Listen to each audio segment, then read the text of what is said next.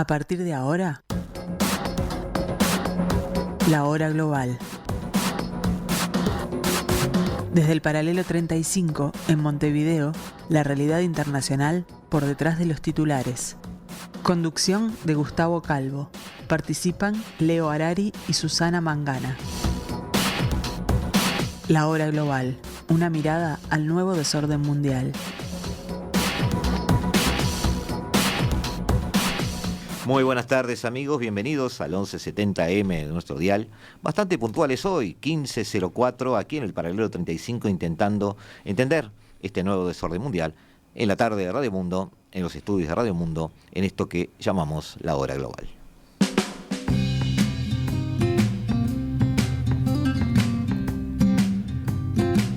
Y hoy estamos con un tema particular.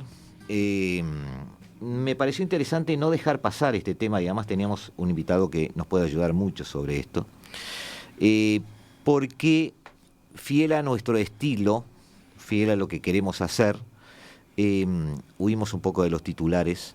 Queremos hablar de cosas que son relevantes para las relaciones internacionales, no relevantes para quien escuche un informativo o para la conveniencia de algún gobernante de turno. Las relaciones internacionales son, en la concepción más realista del término, a lo cual me afilio, aquella famosa mesa de billar de la que hablaban un poco los teóricos, aquella ley de la selva que nos acostumbró a pensar Hobbes. Hobbes hablaba de que el hombre era el lobo del hombre. Hay algo de eso, pero también es cierto que hay una evolución civilizatoria que nos ha puesto, por un lado, un poco alejados de aquellos pasados caóticos, digamos, sin la presencia de valores, con muchos problemas de convivencia, pero no tan alejados como para decir que vivimos un mundo en paz. Eso lo quiero siempre recordar, amigos. Vivimos permanentemente en conflicto, es lo que sucede en este planeta. Prácticamente todos los analistas o las personas que se dedican a pensar en estas cosas nos confirman que vamos a seguir en conflicto, por lo menos por un tiempo más. Y es conveniente empezar a pensar cuál es la relevancia de los países o de las regiones. Qué importantes son las regiones, qué importantes son algunas poblaciones, qué importantes son algunas civilizaciones. Antes era la salida a un mar que permitía el comercio. También quizás era el acceso a puertos de aguas tibias, como le está pasando hoy a Rusia, luego de muchos siglos, buscando sus salidas para puertos calientes, sin querer irse nunca más de Crimea, por ejemplo. También para muchos era el acceso por tierra a otros lugares, otros imperios, otras civilizaciones. Hoy la lucha, lo que podríamos llamar guerra, o que llamamos históricamente guerras, tiene otras maneras, y el valor a cuidar, el valor a obtener y el valor a conquistar son los recursos. Básicamente recursos naturales en muchos casos, pero recursos al fin, que permiten que esos países a los cuales les va bien, es una larga discusión por qué les va bien, pero el hecho es que les va bien, esos países que llamamos potencias, cumplen con las máximas de Maquiavelo, ¿no? Es decir, la primera máxima es llegar al poder y la segunda, más importante que la primera, es mantenerse. Con nosotros dejamos que se presente solo. Fernando, buenas tardes. Buenas tardes. ¿Cómo es tu nombre para la audiencia? Aunque tú ya estuviste aquí. Ya estuve aquí, Fernando Bacotti. Que, por supuesto, te damos la bienvenida. Muchas gracias. A programa. Muy contento de estar acá nuevamente. Es doctor en Ciencias Políticas, asesor para seguridad de Naciones Unidas, y ha transitado bastante por allí, por este lugar que llamamos mundo, pero en particular hoy, Fernando, te invitábamos para tratar de un tema que no está en el radar, pero para que, me parece a mí, y esta es una visión personal, quien quiera analizar no solo el mundo como es, sino cómo va a ser, tiene su protagonismo. Hoy vamos a hablar de Guyana. Hemos escuchado de Guyana en estos últimos meses por un conflicto que tiene con Venezuela. Vamos a pasar por ahí. Pero en principio vamos a acercarnos a Guyana desde 3 miradas. Primero conocer algo de Guyana, tú estuviste ahí. Sí. Yo no estuve, por algunas fotos que vi, y gracias a ti, además gracias a mi curiosidad después de ver tus fotos, me parece que podría pasar una temporada allí y sería bastante feliz. El segundo tema que vamos a ver en el segundo bloque es tratar de entender ese conflicto que existe y por qué existe, porque todos los conflictos tienen un porqué y obviamente después van a tener sus consecuencias. Por supuesto. Y al final del programa te voy a provocar un poquito, te voy a tratar de sacar, tirar la lengua un poco para ver este tipo de países, o Guyana en particular, cómo encajaría en este juego de Guerra de Tronos que se nos vienen en las décadas que vienen, en el cual ya estamos. Ya estamos. Ya estamos en guerra, ¿estás de acuerdo conmigo? Hace unos años que ya estamos en guerra. Ya estamos en guerra. El No mundo lo está en queremos guerra. reconocer, también estás de acuerdo conmigo. Claro, también, sí. ¿Ah? Por supuesto. Pero nos acercamos a Guyana. ¿Dónde está Guyana? Le pido a Felipe Penades, que nos acompaña hoy, como siempre, haciendo magia con las gráficas. La vemos allí, podríamos decir, entre Surinam. Limita al oeste con Venezuela, al oeste con Brasil y Surinam, y al norte con el Océano Atlántico. O sea, está allí. Está ahí. Está allí. Un día vamos a hablar de Surinam. ¿Cómo no? ¿Da? Pero hoy vamos a hablar de Guyana porque tiene mucho que ver el tema de Guyana con los que queremos dar al final, el mensaje que queremos dar al final del programa. Tiene 214.000 kilómetros cuadrados, obviamente es más grande que el Uruguay. Se habla en inglés, ¿es así? Es así. Podemos decir eso. Y el indio también se habla. ¿Y se habla? Indio. ¿Por qué se habla el indio? Porque hay una gran parte de la población que es original de la India por las migraciones que existieron antiguamente. Y se habla inglés por el Reino Unido. Por el Reino Unido. Fue una también, colonia inglesa. Sí. También es bueno decir que estuvo en determinado momento poblada por los amerindios, así que también hay una parte de Guyana que hablan en un dialecto amerindio. Y por supuesto, si miramos bien los mapas, vamos a ver que las regiones tienen nombres que... Vamos a las regiones, le pido a Felipe la segunda. Ahí tenemos las regiones. ¿De los nombres? Sí, Barima, Guayni, Cuyuni, Mazaruni, estoy yendo de norte a sur, digamos. Pomerón, Surinam, ahí hay algo de inglés, pero Essequibo Islands, sí, son nombres que tienen una connotación de un lenguaje indígena. Autóctono, digamos. Autóctono de esa zona. Esa zona... que tiene presencia allí. Tiene una mínima presencia porque en determinado momento los fueron expulsando del territorio, y son los mismos que se fueron para Venezuela a través del río Esequibo, y te recuerdo que en Venezuela en aquel momento estaban también poblada por los indios que se llamaban caribes. Ajá. Por los caribes. Entonces es una zona que tiene una historia muy rica en ese aspecto. Quedan muy pocos autóctonos en Guyana. En realidad fue una provincia de Venezuela. También, que se llamaba la Guayana Esequiba en determinado momento. Ajá. Y que hoy se ha vuelto a llamar así de manera unilateral a raíz de un decreto del actual presidente de Venezuela, que nuevamente le dio a esa zona en litigio, le dio digamos el carácter de departamento, ¿no?, de un estado más, sí, de Venezuela, y le llamó la Guayana, le llaman la Guayana Esequiba. Al estilo de Putin con el Donbass, digamos. Exacto. Es decir, es parte, sí, mía, lo reconozco como mío, mi territorio, y esto es mío. Esto es mío, pero la realidad es que ahí lo administra Guyana, ¿no? Sí, debemos decir que fue ocupado por Reino Unido, es decir, en su momento. Hablábamos en ese momento de Gran Bretaña, de Inglaterra, digamos, pero hoy sería Reino Unido. Lo que consideró Venezuela una ocupación ilegal de su territorio, allá por el año 1887. Venezuela en ese momento, o unos 10 años después, en pleno auge de lo que se llamó la doctrina Monroe, solicita a Estados Unidos un cierto apoyo militar para defender aquello de América para los americanos. Qué curiosa utilización de la frase, pero está bien. Estuvo en la historia que pasó eso. Se presionó a Reino Unido para resolver esta disputa. Se firma un tratado entre Venezuela y Reino Unido. Estoy leyendo acá unos apuntes que que saqué de historia, y hay un laudo arbitral en 1899 de París que falla a favor del Reino Unido, por lo tanto la Guyana no queda muy claro su estatus a futuro, pero sí queda claro lo que no es parte de Venezuela. No es parte de Venezuela y se crea la república después cooperativa de Guyana. Exactamente. Con eso Venezuela, ocurre en el del otro 66. lado de la frontera, Exacto. siempre recriminando el tema o buscando volver a integrar ese territorio. Exacto. O sea, esa aspiración de volver a integrarlo siempre estuvo presente, porque hoy se desconfía de la posición venezolana a raíz del tema de los recursos. Claro. Pero más allá de los recursos, igual siempre estuvo presente esa reclamación, o en realidad entraron en una zona de confort y nunca más pidieron nada. No, ha estado presente desde las épocas de Bolívar, ¿no? Ajá.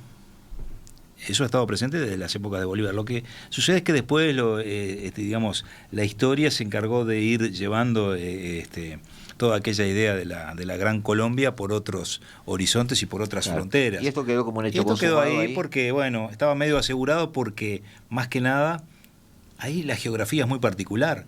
Entonces, se transforma en difícil de controlar eso.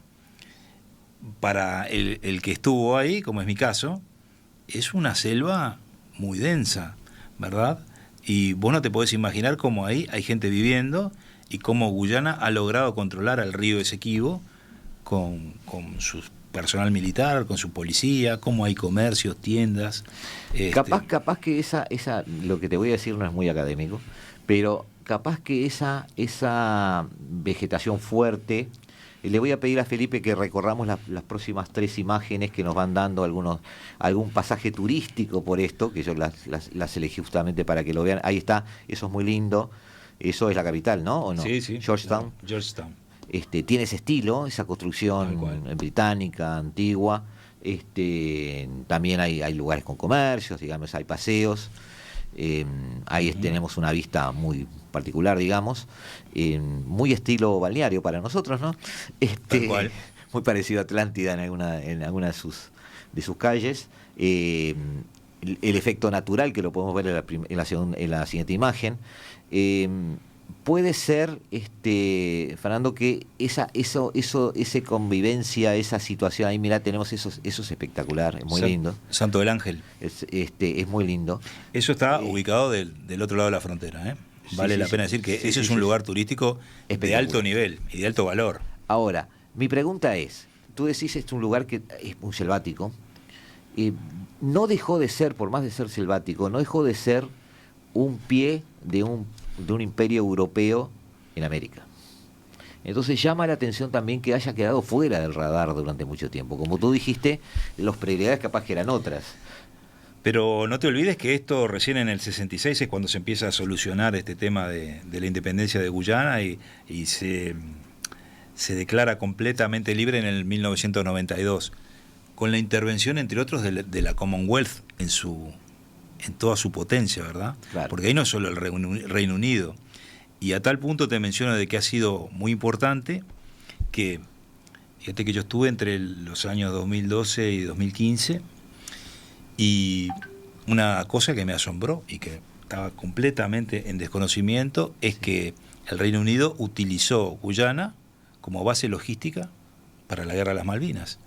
Entonces hay una infraestructura que es plug and play en Guyana actualmente, de muelles, de galpones, de depósitos, mejoraron las rutas, ahora las han mejorado mucho más por el tema del auge de la explotación del petróleo, pero tú te encontrás con infraestructura. Cuando te digo infraestructura te hablo de eso mismo, ¿no? Muelles, galpones, pistas, ¿verdad? Que el Reino Unido lo utilizó como base logística para como decís que plug and play sigue allí. Sigue allí, por eso puede ser reutilizada. Exacto, por eso es plug and play.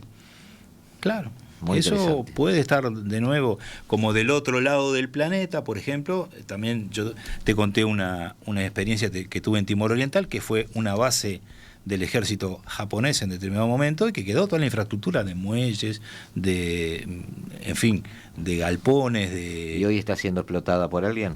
No. Ajá. Ya. No.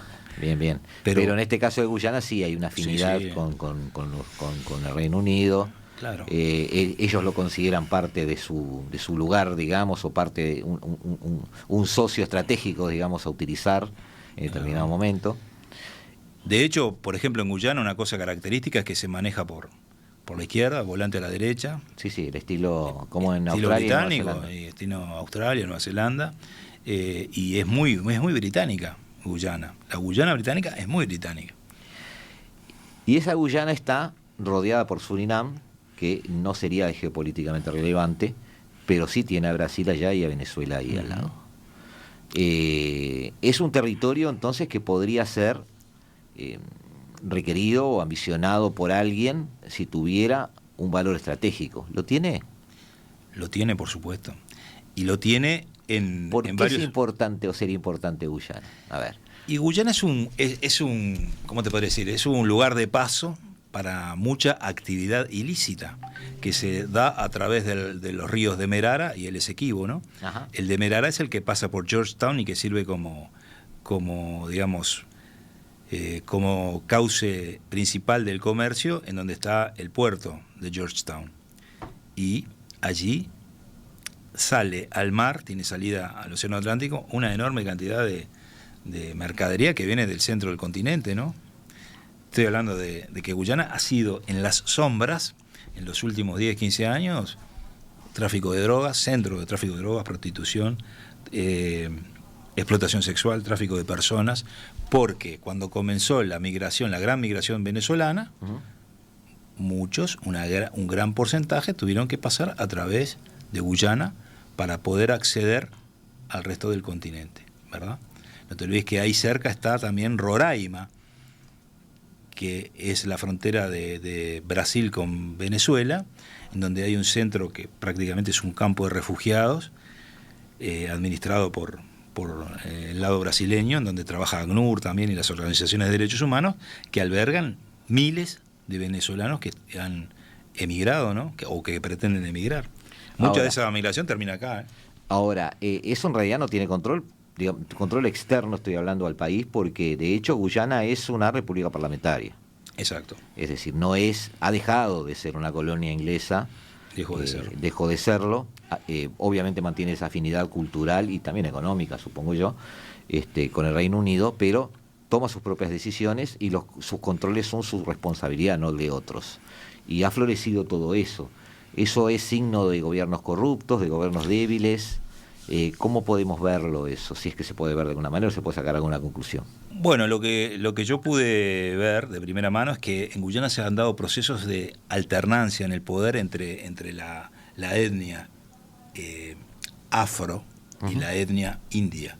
Los demás no intervienen, pero sí tienen gran... Esos dos centros de poder, sí. Esos dos siempre son, o es un indio o es un afro que está en el poder con el PPP o con los partidos políticos que hay allá. Pero sí es interesante ver la importancia que tiene la colectividad rusa, una migración rusa que hay, que se encarga de la parte de minería, la minería a cielo abierto, ¿verdad? Y la otra es el comercio al público, está manejado por China, por una migración china que hay. O sea que hay una comunidad china importante que maneja mucho el poder comercial interno, y los rusos que están afuera de la capital de Georgetown en las excavaciones que hay para oro, diamantes, coltan y demás. Sí, hay muchísimo oro allí. Y mercurio. Hay manganeso, uranio, bauxita, sí, como tú dijiste, diamantes, mercurio. Mercurio. El mercurio se utiliza, como sabes, en el tema de la extracción del oro, para purificar el oro. Entonces, el mercurio en determinado momento fue considerado una de las bases económicas, pero también manejado en el mercado ilegal. Hoy por hoy es legal. ¿Hay alguna explicación para la cual países con una vocación imperial, como tiene Brasil, por ejemplo, hayan tenido fuera del radar este territorio? ¿O la explicación es que simplemente era un territorio inglés hasta determinada fecha y era en ese sentido intocable?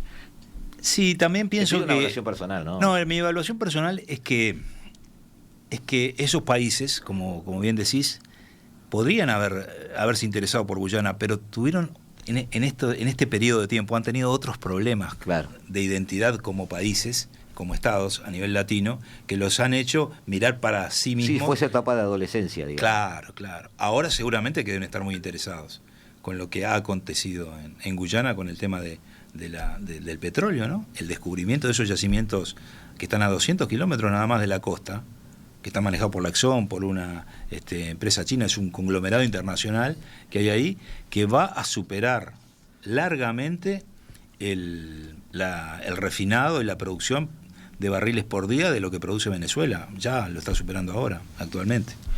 Tenemos entonces un país pequeño, no rico desde el punto de vista de su desarrollo, su infraestructura y su tecnología, pero sí rico desde el punto de vista de sus recursos minerales, con un gobierno muy novel, novito, digamos, pues en ese sentido, bueno, como todos los gobiernos de América, ¿no? Hasta ahora fuera del radar, bendecido por esas extracciones, poco atendido o poco, ¿cómo podríamos decir? Poco colonizado desde el punto de vista económico por países ricos que tiene cerca, pero sí colonizado económicamente por países dominantes a nivel global que tiene lejos. Pero están allí. Pero yo pienso, Gustavo, que eso es nuestra visión de aquí, de esta parte del mundo, en que nosotros somos muy de mirar para nosotros mismos y quizás la Argentina, Brasil, un poquito Paraguay, y no le prestamos atención. Guyana sí es visto desde otros países y sobre todo la Commonwealth ahora, que deben estar muy arrepentidos de haberle concedido la independencia. ¿Tienen esa mirada? Claro. Hoy hay mucha gente posando su mirada en Guyana. Le dicen a Georgetown, le dicen te reconozco además, sinceramente, que no profundicé en eso. Claro. No es algo que yo estudie regularmente. El tema Guyana, yo tampoco le presto atención. Le dicen la nueva Dubái.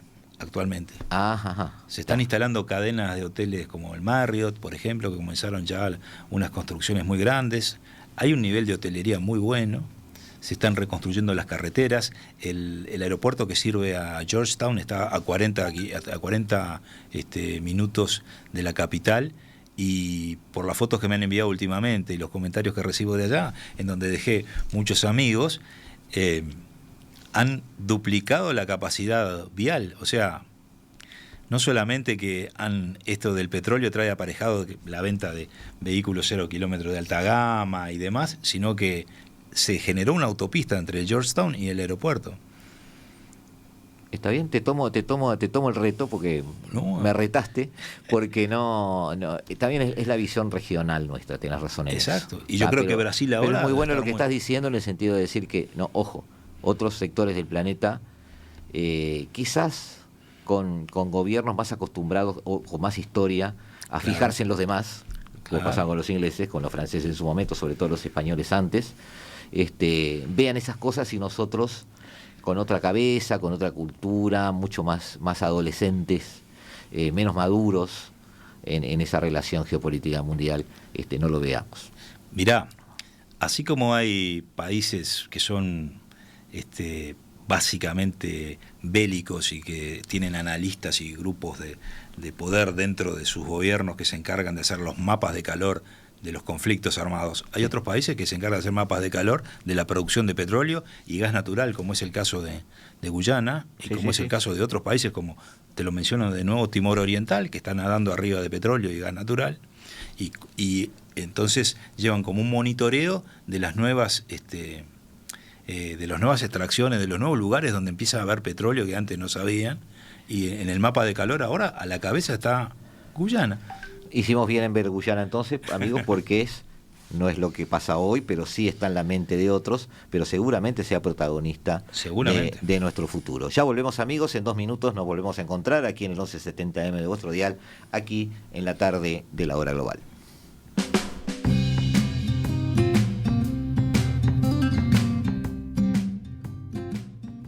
Seguimos, amigos, en la tarde de Radio Mundo, seguimos en el 1170M de vuestro dial. Seguimos aquí con Fernando Bacotti tratando de ver o entender Guyana.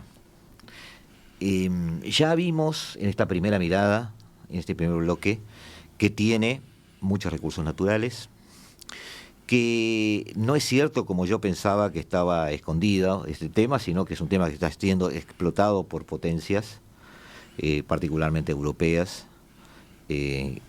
Guyana tiene un perfil importante o relevante desde el punto de vista geopolítico en el área y lo han visto.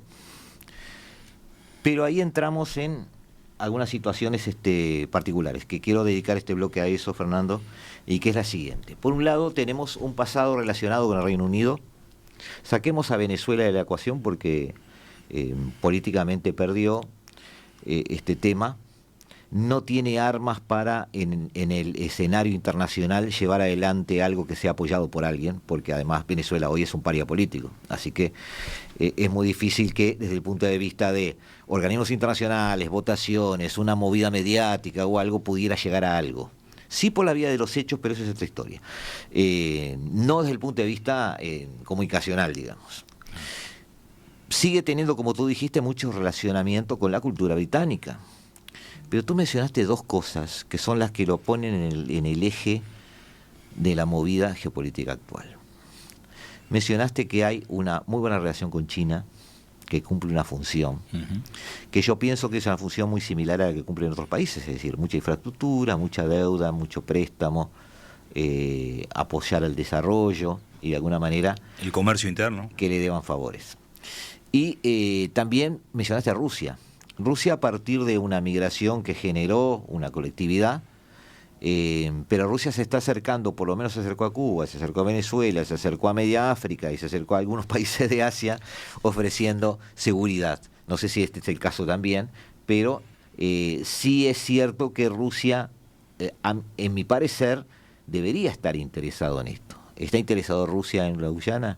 Por supuesto. ¿Sí? Y el interés comienza, como te dije, con el tema de la explotación minera, que una parte es legal, otra es ilegal, y los métodos, el fracking y demás.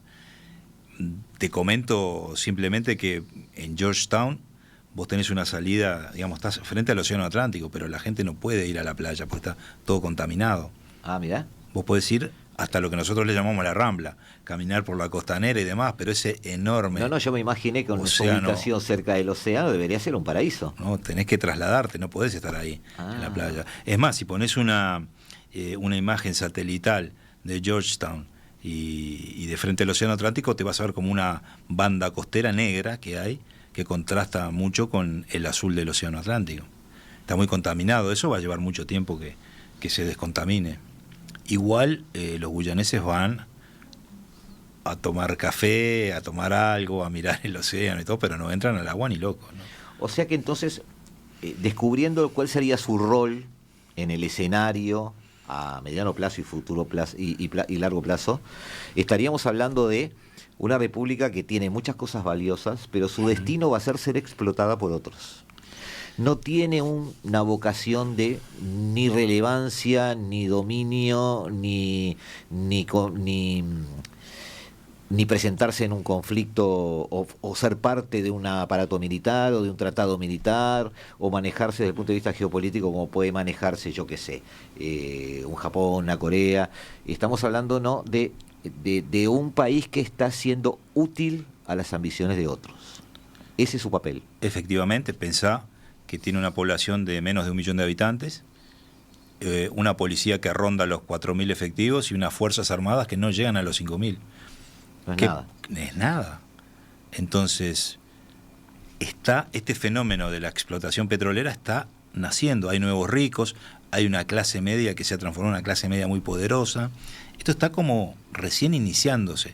No descarto que en el futuro, con este llamado que está haciendo Guyana a los guyaneses de la diáspora, digamos, a que vuelvan, a que retornen al país con muy buenas condiciones de retorno. Hay mucha gente de guyaneses que se fueron para Canadá, para Estados Unidos, y que están retornando ya a instalarse. Porque ahora Guyana les ofrece las condiciones para que tengan un excelente nivel de vida con la misma calidad de vida que pueden tener en Estados Unidos o en Canadá, por ejemplo. Claro, juega mucho también el espacio territorial. Le pido a Felipe la imagen que le habíamos pasado recién. Ahí tenemos pintado hacia abajo, para los que están siguiendo nuestra transmisión en video, lo que se llama el Esequibo, esa zona, que es muy rica y que es la reclamada por Venezuela, ¿no? O sea, Venezuela se extendería a través de casi un corredor, digamos, hacia el sur, que pondría a Venezuela entre Brasil y Surinam y de alguna forma arrinconaría a Guyana quitándole toda esa parte. La zona minera de oro es la que está con bandas rojas y blancas. El bloque Storbrook no sé qué es. Es una zona, está bien, es una zona también de extracción. Esa es la zona de extracción petrolera. Claro, es la zona de extracción. Así que esa es la parte que fue reclamada por Venezuela. Debemos dar eso por cosas jugadas, es decir, Venezuela no va a tener acceso a eso, salvo que se aventure en una expedición militar. Sigo pensando que más allá de que Maduro pueda manejar el poder de aquí hasta que se muera si quiere, más allá de eso, no tiene, me parece a mí, la cintura necesaria como para ir más allá de eso. No imagino a China o Rusia alimentando una expedición militar en el medio de América. Me parece, no sé si tú tenés esa visión. Es tentador pensar que podría pasar, pero también hay que ser realistas en el sentido de que las respuestas serían bastante explícitas, me parece a mí. Mirá, Gustavo, el tema con Venezuela es que el año pasado, cuando se empezó todo este tema de la crisis del Esequibo, Maduro pensó que iba a ganar las elecciones del 28 de julio del 24 con una claridad total. Entonces se lanzó en esa aventura de reclamar el Esequibo como territorio propio y llamó a un referéndum. ¿Viste cómo son las cosas en Venezuela? Ese referéndum arrojó un resultado que lo verificó la CNE, del 98% de ciudadanos que estaban a favor de la reclamación del Esequibo, de la zona del Esequibo. Le estaba tocando una fibra nacionalista y digo que obviamente... Pero igual, 98%... Estoy de acuerdo contigo que la elección marcó un cambio también en la cabeza de Maduro. Mucha gente se pregunta por qué de alguna manera Maduro no hizo mejor las cosas en el sentido de manejar mejor las actas famosas, los datos. Yo sostengo que él pensaba que ganaba. Claro. Él realmente lo tomó de sorpresa este resultado. Por supuesto. Y obviamente no se va a mover de ese sillón, pero el hecho de pensar que se gana hace que uno aliviane los controles y como tú decís, suelte la lengua. Exacto. Y en este caso, el caso particular del Esequibo fue mal manejado también. Fíjate que él movió tropas, hizo todo un circo mediático, convirtió la zona del Esequibo en un circo mediático. Cuando en realidad, si nosotros miramos el mapa, esa zona del Esequibo, del otro lado, del lado venezolano, está lindera con el arco minero, con la zona del arco minero venezolano. Es donde se hace toda la extracción del oro, de los diamantes, del coltan también, del lado venezolano y del todo el tráfico ilegal que eso conlleva, ¿verdad? Pero bueno, Maduro pensó que era de ellos y aparte no respetó el fallo de la Corte, ¿verdad? O sea, una madurada más. Sí. Una madurada más. Te entiendo. Pero por eso te digo que yo había dado cuenta de lo que pasó después, es decir, que Maduro pierde las elecciones, no lo saca del poder, como muchos sospechábamos. Claro. Pero la situación es distinta. O sea, hay una legitimidad que ella no tiene y eso acota los apoyos. Obviamente que él hoy necesita a China y Rusia, con eso le basta. Pero le basta para sobrevivir, que no es lo mismo que iniciar una actividad política de desarrollo a través del tiempo. No es lo mismo que sobrevivir. Uh-huh. Si él hubiera ganado legítimamente las elecciones, hoy estaría en el poder, quizás con muchos países tendiéndole la mano, tendiendo puentes y generando negocios en conjunto con él. No ha sucedido, por eso pienso que el tema de Esequibo, así como nosotros nos acostumbramos y naturalizamos a tener a Maduro ahí sentado, él va a tener que naturalizar la idea de que, bueno, que eso no va a ser de Venezuela. No sé si tú lo ves así. Sí, lo veo así, pero por supuesto. Es algo que podemos manejar. Es un trauma a nivel nacional el tema ¿Sí? del Esequibo para muchos venezolanos, sin que dejemos de saber de que en el Esequibo trabajan muchos venezolanos también. O sea, ahí hay una mixtura de población guyanesa, venezolana. Es muy interesante. Desde ya venezolanos que son del rubro minero, por lo que tú acabas de decir. Del otro lado de la frontera también trabajaban de eso. Claro, y mirá, te cuento también, te digo simplemente para reflexionar, los mismos actores y jugadores que están a nivel geopolítico incidiendo dentro de Venezuela y Colombia, por ejemplo, están incidiendo en el tema Guyana también. Rusia, China, sí. algún aspecto de Turquía. ¿Me entendés? O sea, los mismos jugadores juegan otros roles en diferentes países. ¿Por qué? Porque los intereses son otros y porque la perspectiva hace que, si vos tenés un país como Venezuela, que lo que exporta de petróleo, muy limitado actualmente, está casi todo embargado y lo hace a tipo, utilizando el método de trueque, te mando estos barriles. Sí, además él ha entregado la logística de eso a los rusos, ¿no? Claro, es decir, claro. Ya Venezuela no puede decir que maneja su negocio del petróleo. Exactamente. O sea. En cambio, tenés a un Guyana que está completamente legalizado, y que ya está generando una cadena logística y de distribución de petróleo, de producción y de distribución totalmente legal. Eso marca una diferencia enorme. Y pienso que Guyana en breve ya va a ser un actor importante dentro de la OPP también. No nos olvidemos de eso. Y la CARICOM, que es otro conglomerado que hay ahí, que es Maduro dependiente, como siempre lo he dicho, la CARICOM es Maduro dependiente. Pero Guyana, con esto se está independizando de la CARICOM también y va a tener otro peso. La sede de la CARICOM está en Guyana. O una de las. La principal está en Guyana. Es un edificio gigantesco que hay, muy interesante. Sí. A mí me tocó ir a hacer una estás abriendo un montón de puertas mientras te estoy escuchando, porque no sabes lo claro, que es un jugador que tiene una... O sea, más allá de lo que yo dije, que eso sí lo sostengo en el sentido de que no es una nación con aspiraciones de dominio ni nada de eso, ni expansivas. Sí es cierto que tiene un enorme valor económico. Potencial. Y que claro, su destino va a ser, pero no estoy diciendo en forma peyorativa, su destino parece ser una nación a ser influida por otros y llamada a un desarrollo. Es decir, el futuro que podemos ver a Guyana es que le va a ir bien, va a crecer, se va a desarrollar. Por supuesto. Y si logran traer, porque son muy orgullosos, si logran traer a gran parte de los guyaneses que están fuera de Guyana y reinstalarlos y que vean que pueden vivir como se vive en Estados Unidos o en Canadá o en algunos países de Europa, esos mismos van a ser los apóstoles de cómo ha mejorado Guyana. No te olvides que son 159.500 kilómetros cuadrados, todo esto de que estamos hablando. Sí. Es casi 2/3 de lo que es el territorio de Guyana. Así que se va a desarrollar toda esa zona. Hay ese río Esequibo, es maravilloso en la parte, digamos, geográfica, los paisajes, pero además hay gente viviendo, hay instalaciones, hay comercios, hay pequeñas ciudades, pueblos, digamos. Tampoco son ciudades, son pueblos por ahora.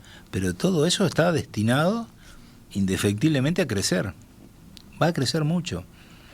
Y con todos los jugadores relevantes jugando ahí. Todos.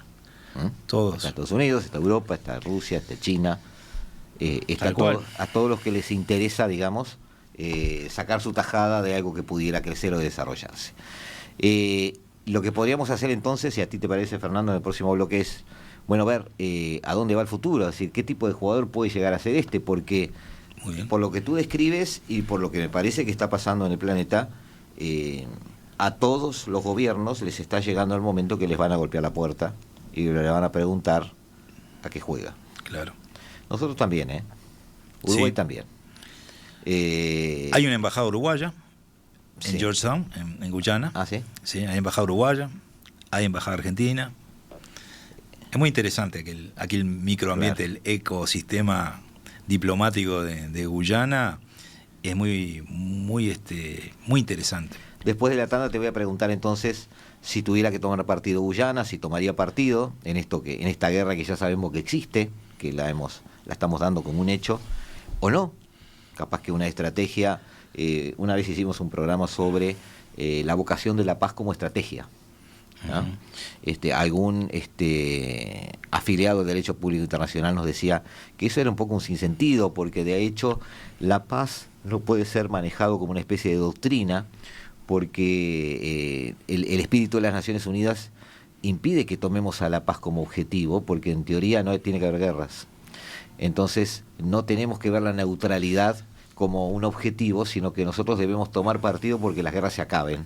Y eso, claro, de ser neutral no calzaría mucho con la Carta de Naciones Unidas. De todas formas, como tú dijiste, y como yo ya lo sé, el planeta ha vivido en guerra, está en guerra y va a seguir en guerra. Entonces, ser un militante por la paz o tomar la estrategia de la neutralidad puede tener sentido como ideología incluso a nivel global. Eso es un tema que podríamos discutir algún día con algunos expertos. ¿Cómo no? Y me parece que gente como tú, que también ha recorrido el mundo, puede entender ese dilema. De hecho, te hago un comentario antes de pasar al otro bloque. Esta mañana estuve en una conferencia hablando de estos temas, de temas muy similares, y mostré un mapa que tengo de el nivel de paz en el mundo, para que vean todos que la paz no es lo que más No lo que es más situación común. Permanente, Y entonces me decían, es un ¿y qué interregno hacemos? entre conflictos. Y yo digo, bueno, la paz es como la felicidad, son momentos. Y entonces, la paz son momentos también. No vamos a vivir en paz ni en el mediano plazo, en el corto plazo no, en el mediano y en el largo, bueno, yo no lo voy a ver, pero en el mediano plazo puede haber algún cambio, pero la paz está muy lejana. Amigos, en 2 minutos nos volvemos a encontrar aquí en el 1170M de vuestro dial y nos volvemos a ver ya en el tercer bloque de La Hora Global.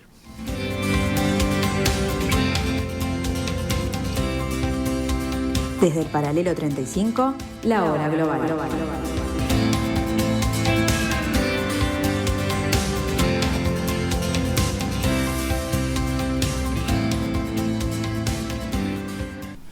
Amigos, buenas tardes, 15:55, ya estamos viniendo para irnos en el último bloque de La Hora Global, pero antes algunas preguntas a Fernando, porque no quería que te fuera sin provocarte un poco. Claro. Te decía que a todos los países nos llega el momento en que nos van a tocar la puerta, estamos en guerra, alguien nos va a decir de qué lado están, parecen obviedades, pero no son tan obviedades, porque Brasil pensábamos que era una especie de sobrino de Estados Unidos o de Inglaterra, y lo fue toda la vida, y sin embargo hoy se asoma en un lugar geopolítico impensado hace unas décadas, siendo parte del problema para Estados Unidos, no parte de la solución. Por lo mismo te pregunto, me dijiste que hay presencia china, presencia rusa, que es un lugar que fue una colonia británica, que hay una presencia británica, hay una cultura británica. Guyana ya lo es, equivocación mía en pensar que empezó a hacer, gracias por el reto, me sirve tu actualización, pero es un lugar al que se ambiciona y un lugar que tiene muchas respuestas positivas si uno lo tiene en su poder. A Guyana si le golpean hoy la puerta, ¿qué teléfono atiende el presidente de Guyana? ¿El de Beijing, el de Washington, el de Londres? Yo pienso que va a atender el de Londres, como marca su historia. ¿Sí? Viste que no tengo muchas dudas en eso. No, te lo pregunto. En realidad quería una respuesta personal, porque podrías no tener ningún elemento, pero tener ese feeling, y es lo que me interesaba. Ese hilo conductor que tienen con el Reino Unido es muy difícil de cortarlo, ¿verdad? En el futuro, por supuesto, a medida que Guyana crezca y vaya independizándose de todos sus viejos amos, digamos, sobre todo los amos espirituales, y seguramente vaya a integrar, en algún momento se vaya a integrar los BRICS, por ejemplo. Claro. Porque los BRICS están reuniendo una enorme cantidad de países que se están adhiriendo. No por el lado de Venezuela, pero sí, por ejemplo, por el lado de Brasil. Por el lado de Brasil, Lo tiene muy cerca. Rusia, China, India, ¿verdad? Uh-huh. ¿Lo ves con ese perfil a futuro? Sí, yo lo veo a futuro, lo veo como un integrante del BRICS. Ahora, ¿estás de acuerdo conmigo CARICOM. que tomar ese perfil es abandonar este perfil actual? Occidente se queda solo. Claro. Pero no te olvides que Guyana ha sido un poco olvidado por Occidente históricamente. Porque si no fuera por el petróleo ahora, ¿cómo estaría Guyana? Y eso tiene un costo. Sí. Sí, yo lo veo todo positivo para Guyana y para los guyaneses. No, está bien, te entiendo. Yo lo estoy viendo desde afuera. Si lo ves de afuera, y ver este jugador, ¿para qué cuadro grande va a fichar? Este jugador va a fichar primero va a fichar para Londres y después ver qué pasa. Después para los BRICS. Así nomás te lo digo. Sí. Muy bien. Fernando Bacotti, muchísimas gracias por estar aquí en La Hora Global, en la tarde de Radio Mundo.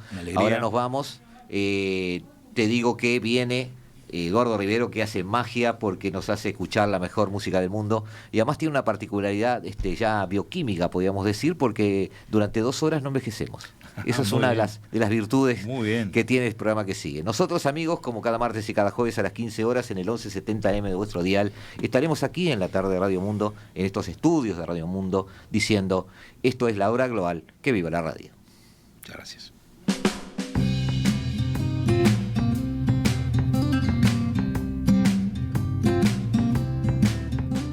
La Hora Global, martes y jueves a las 15 horas. Repite a las 21 horas.